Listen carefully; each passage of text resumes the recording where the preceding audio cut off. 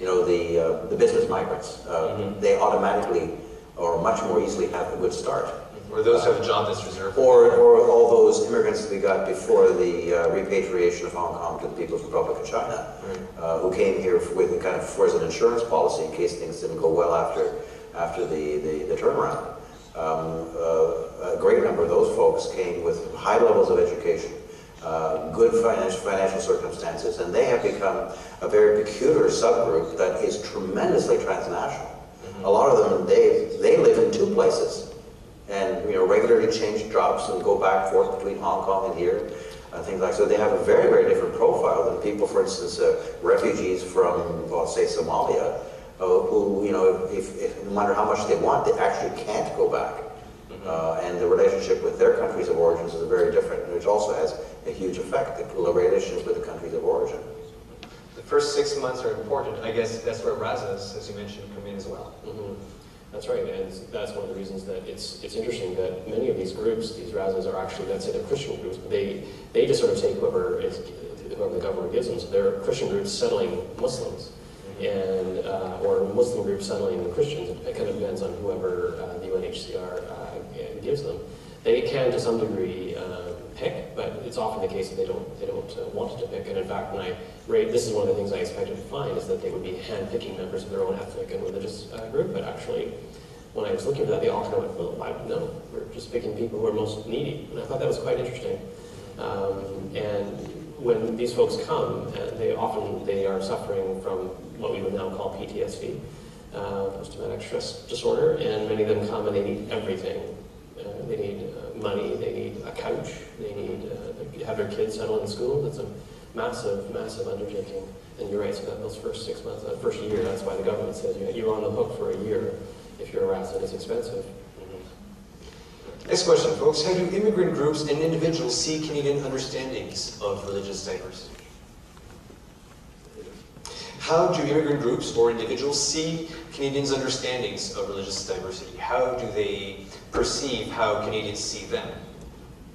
I know it's hard to speak on behalf of an immigrant group as a whole, but what have your studies shown you in that regard?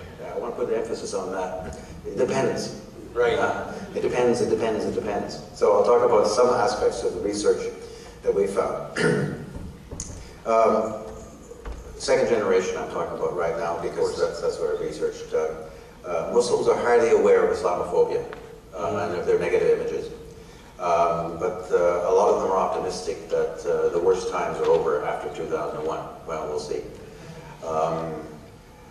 Buddhists very often, as Glenn pointed out, really enjoy the good image that their religion has. Right? And they says, people say, well, I remember this one review, he says, people say I'm a good Buddhist because I'm tolerant. I mean, this woman didn't really know much about Buddhism at all, and certainly didn't do much about it, but you know, she was actually benefiting from the image that her religion had. And then other groups, Sikhs have a kind of a complex relationship, and some of our research is beginning to show it makes a difference which city you're in. Right. Right. And I've often suspected that Sikh experience in Toronto is different than Sikh experience in Vancouver. And some of the research that we're now only analyzing is beginning to show that they may well be the case. So there is another depends. Because religious groups are broad, but also... With Sikhs, it's a very, very complex situation. I mean, if you talk to Muslims and then says, well, what difficulties have you faced in terms of how people understand you?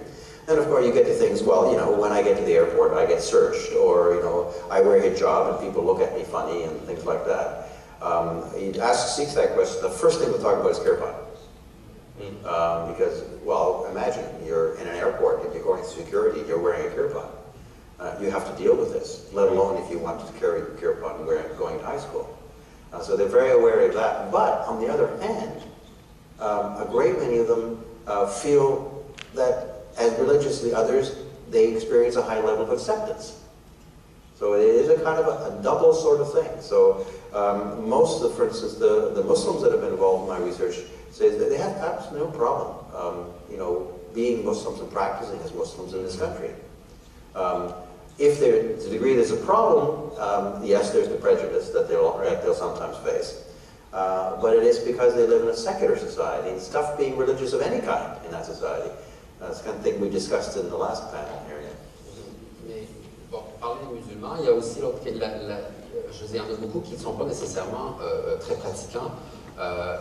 Et selon le degré de pratique, je veux dire, plus ils sont dans une approche, une représentation plus culturelle de leur lien à la tradition islamique, quelle que soit leur région d'origine, et plus ils ont un discours, je dirais, idéologique de laïcité, un discours plus républicain, ils vont aussi souvent dire, oui, mais attention, ce que vous venez de dire, c'est pour les musulmans pratiquants et leur perception de ce que les non-musulmans ont de l'islam.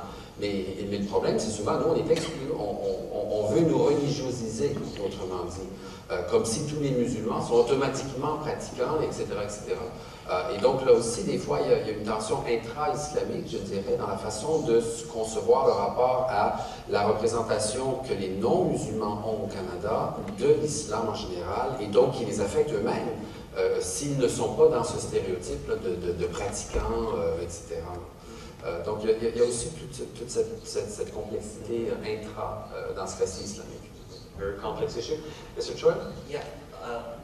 Continuing what Peter talked about, and I'm involved in the project with him, what I found interesting was, because of that good image we're talking about Buddhism, it was actually the Christians that were critical of the reaction from the general public when they mentioned that they were Christian to others. And in fact, some of them are averse to even coming out and telling others that they are Christian, because it has such I guess, an image or association with colonialism and all the other negative stuff. So that was a very interesting dynamic, and it was I didn't expect that to happen.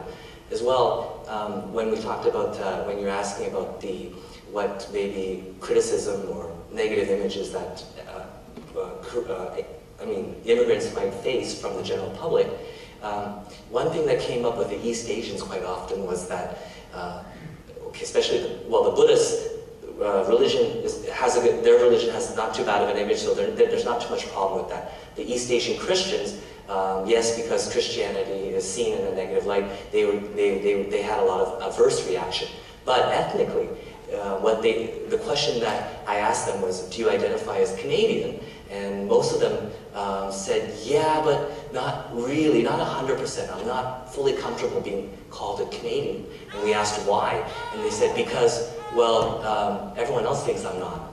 And I said, what do you mean? And they said, well, when as an East Asian, when I go out and I talk with the mainstream public, I get asked the question, where are you from? Right? And they'll say Mississauga or Canada. But that they don't assume that. But where are you from? Really from? Yeah. That's the next question. Where are you really from? That's what I mean. Right. Where are you really from? In other words, you're not really Canadian. So please tell me where you're from. Sur ce point-là, c'est quand même intéressant de savoir que les francophones hors de la région de Montréal, quand ils arrivent à Montréal, ils se font demander aussi, toi tu viens d'où?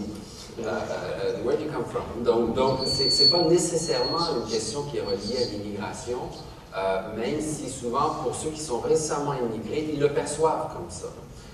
Ça fait partie aussi de la question des dynamiques de pouvoir intra-région canadienne. I agree with everything my friends have said.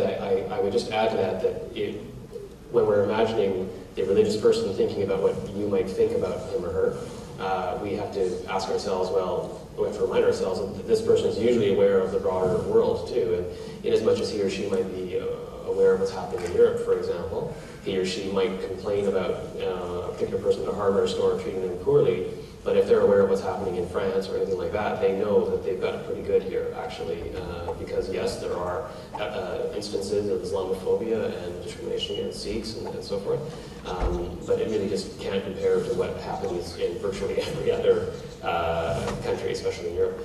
And the data really supports that quite clearly when you look at kind of large social surveys about how would you feel if a fill in the blank moved in next to you, Sikh, Jew, Buddhist, whatever. The Canadian scores are so distinct when you compare it to the Italian or the German or the Dutch or the British scores. It's so different. And I think in as much as religious folks or minority religious folks are familiar with that, they are appreciative of that. This whole discussion reminds me of a columnist, Rima Ekouri from La Presse. Recently, she wrote something to defending Muslims, and she got emails and letters saying she should go back to her country. And her family's of Arab descent, and finally she said, yes, you're right, I'm going to go back to my country. I'm going back to Montreal North, basically. That's how she ended. She certainly made a point. Last question before we move on. No, not last question before we move on to the audience questions. Seems like we have good audience questions. This is perfect, so we're going to go through this right now. Thank you very much. We have a lot. This is quite disturbing. All right. Too many grad students in the audience. Is that what it is? That's the problem. Looking for grad marks. students in. This is interesting, the first one, because actually my next question was in the same vein, so we think like media sensationalism generates widespread misconceptions about religion, especially Islam. What can be done, if anything, to influence media to provide richer, deeper, more balanced coverage, i.e. Islam is a vast, complex religious mosaic, both culturally and ideologically, but we mostly hear about the Taliban or extremism in general. Very good question. It's exactly the same one I had from the service you, Dr. Bahir. Is there a PR problem with certain religions? Well, there certainly is. I mean, I don't think I've interviewed a Muslim in my, we're talking about 100, 120 people who would not agree that Islam gets a bad rap, and especially in the media. The first point of blame is often the media and the media image that is represented. What to do about that? Of course, no one has a magic bullet. Just tweak this and it'll all get solved, right? But some of the things that I've heard, and I'm just going to report some of the people with whom I've spoken, what they think about it.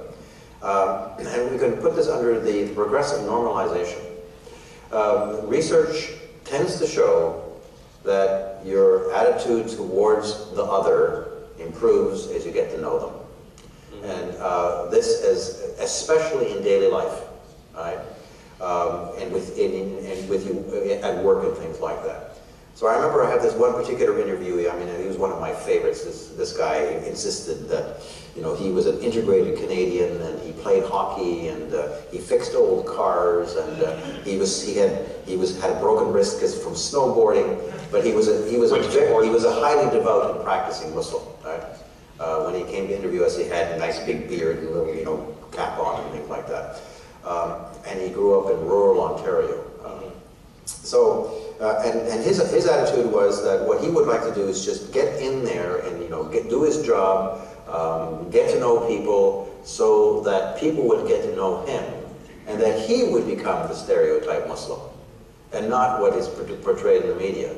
And so if you graduate that and say what we need is a greater contact of all of us with each other, different and non-different, and in various aspects of life, and to keep on going down that route, so that it becomes increasingly difficult to take that bizarre media image as saying, oh, that must be my neighbor, right? Right.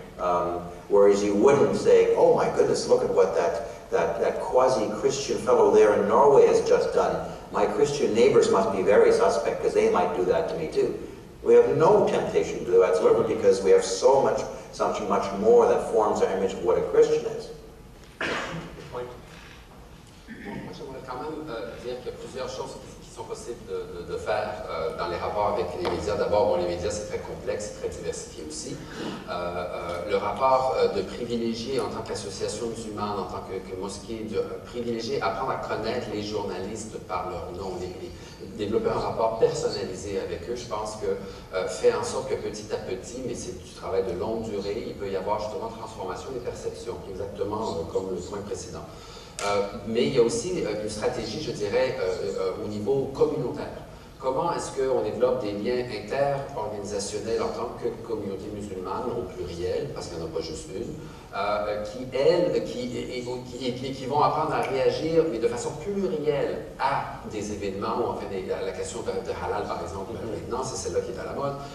Et ça, ça s'est fait à quelques reprises, mais pas suffisamment et pas de façon plus, je dirais, intégrée dans le fonctionnement des communautés musulmanes. Ce que je veux dire, c'est par exemple, c'est qu'on fait une conférence de presse et automatiquement, on va s'assurer qu'il va y avoir un nombre égal d'hommes et de femmes musulmanes, qu'il va y avoir